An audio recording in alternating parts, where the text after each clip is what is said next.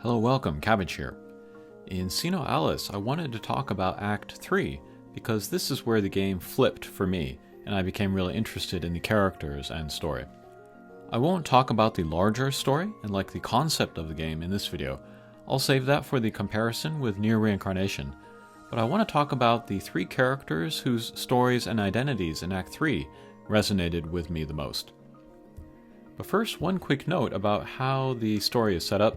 The first two acts were fairy tale characters wandering through the library, but in Act 3 it is revealed that the fairy tale characters are reflections of real-life people, and that their natures are reflected in the choice of fairy tale, some of which are pretty clever.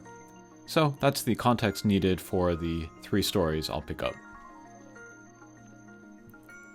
First is Gretel. The fairy tale Gretel is a tomboyish girl who seeks her brother Hansel, but in real life the Gretel is a male who streams online and adopts a female persona, his sister.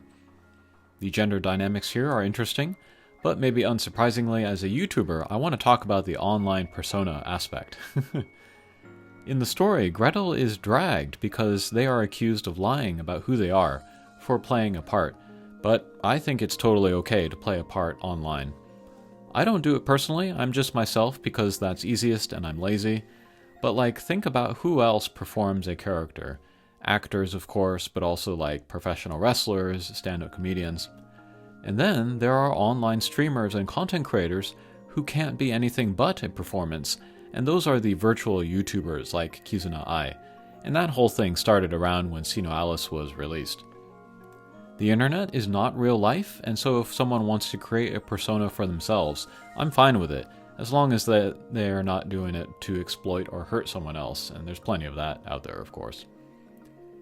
But yeah, I actually thought the general internet reaction to the revelation that Gretel was not who they said they were was way overblown, but then I am rather familiar with overblown, exaggerated hate from internet communities. But I care much less about what people think of me compared to Gretel. I'm not going to kill myself over you. Next is Pinnochio, which is another interesting gender study. As a fairy tale, Pinnochio is a puppet yearning to become a human boy, while the real-life counterpart also wants to be a boy, except not in the biological sense, because he already is a boy, but in the gender sense, because he is dressed as a girl by his mother. This is one of the more clever reflections of a fairy tale character. I love it. What intrigued me here was that the boy dresses to project female at school as well, although not to the degree with dresses and jewelry and makeup and hair that he does at home. So I would imagine that he would be wearing what most girls wear in Japan, which is t-shirt and jean shorts. Assuming we're talking about a school where there is no uniform. Unfortunately, the game doesn't give us this detail, but I want to know. Anyway, I continued on this train of thought, and I think today most schools in Japan would be okay with a student presenting their gender in a different way. There are high schools that allow their female students to opt out of skirts and wear trousers. What I worry about is if their peers will accept them, and if their neighbors will accept them, and if it comes to it, as it does with Pinocchio and his controlling mother, whose story appears in the news, if society will accept them. Society does not.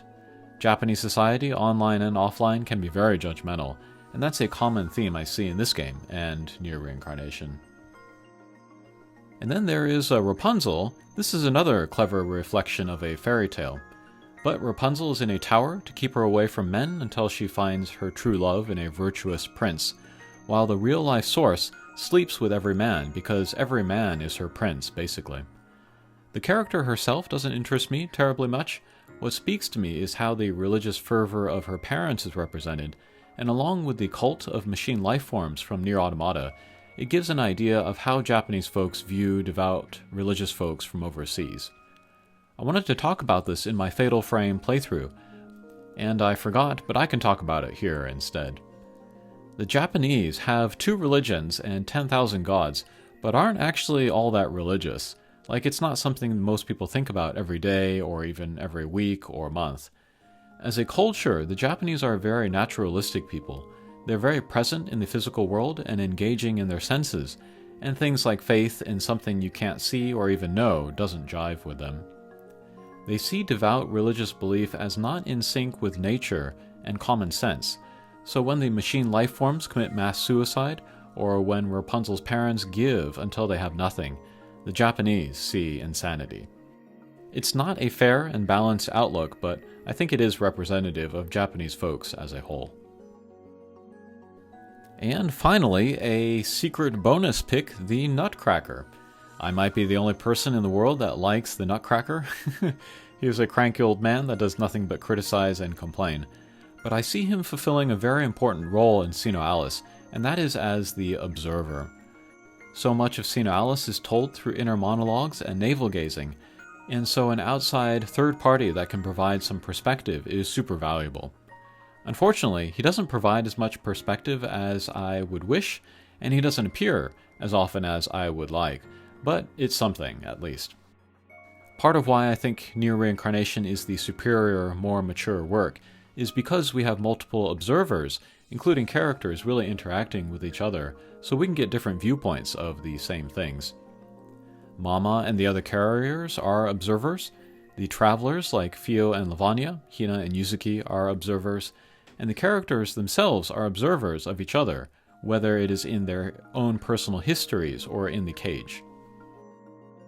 Alright, those are my thoughts on a few characters from Act 3, the Act of Reality. Sometime I will make a comparison video, comparing SINoALICE to Near Reincarnation. They have a lot of similarities and differences.